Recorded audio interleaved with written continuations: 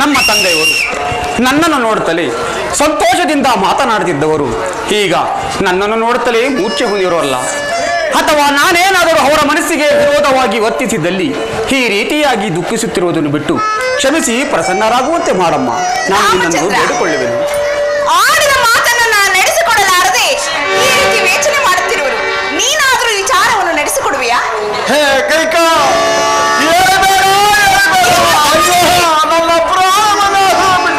ನೀವು ಏನೇ ಹೇಳಿದ್ರು ನಾನು ಕೇಳುವುದಿಲ್ಲ. ನಾನು ಈ ವಿಚಾರವನ್ನು ಹೇಳಲೇಬೇಕು, ಹೇಳಿಯೇ ಬಿಡುತ್ತೇನೆ. ನೀವು ಸುಮ್ಮನಿರಿ. ಅಮ್ಮ, ಆ ವರಗಳ ವಿಷಯವನ್ನು ತಿಳಿಸಿ ತಾಯಿ, ನಾನು ನಡೆಸಿಕೊಡುವೆನು. ರಾಮಚಂದ್ರ, ಹಿಂದೆ ದೇವಾಸುರರ ಯುದ್ಧದಲ್ಲಿ ನಿಮ್ಮ ತಂದೆಯವರಿಗೆ ನಾನು ಮಾಡಿದ ಸಾಹಸಕ್ಕೆ ಮೆಚ್ಚಿ 2 ವರಗಳನ್ನು ಕೊಟ್ಟಿದ್ದರು. ಅದನ್ನು ಸಮಯ ಬಂದಾಗ ಕೇಳಿಕೋ ಸಹ ಎಂದು ಹೇಳಿದ್ದರು. ನಾನೀಗ ವರಗಳನ್ನು ಕೇಳಿಕೊಂಡೆ. ಅದನ್ನು ನಡೆಸಿಕೊಡಲಾರದೆ ಈ ರೀತಿ ಗೋಳಾಡುತ್ತಿರುವರು. ಈಗ ನೀನಾದರೂ ಆ ವರಗಳನ್ನು ನಡೆಸಿಕೊಡುವೆಯಾ? ಅಮ್ಮ, ಹೇಳುವೆನು ಕೇಳು. ಸತ್ಯವಾಗಿ ನಡೆಸಿಕೊಡುವೆಯಾ ರಾಮಚಂದ್ರ? ಅಮ್ಮ, ಹೇಳುವೆನು ಕೇಳು.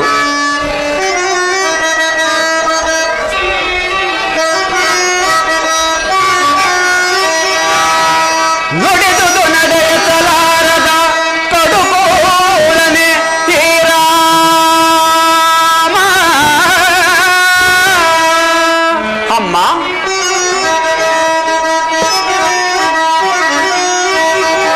ನುಡಿದುದು ನಡೆಸಲಾರದ ಕಡುಕೋಳನೆ ಹೇ ರಾಮ. ಅಮ್ಮ, ಹೇಳು ರಾಮಚಂದ್ರ. ನುಡಿದುದು ನಡೆಸಲಾರದ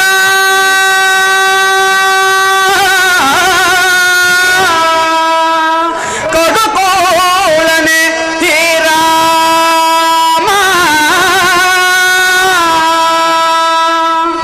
ನಡೆಸುವೆ ನಮ್ಮ ಧರ್ಮದಾನೆ, ಮಾತಾ ಪಿತೃಗಳಾನೆ ಜನನಿ. ನಡೆಸುವೆ ನಮ್ಮ ಧರ್ಮದಾನೆ,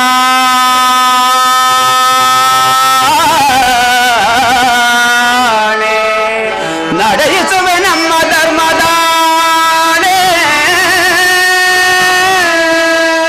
ಅಮ್ಮ, ರಾಮಚಂದ್ರ, ನಡೆಸುವೆ ನಮ್ಮ ಧರ್ಮದ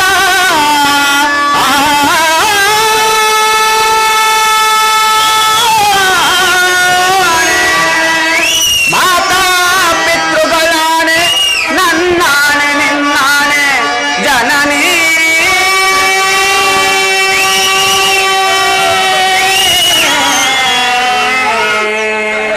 ಅಮ್ಮ,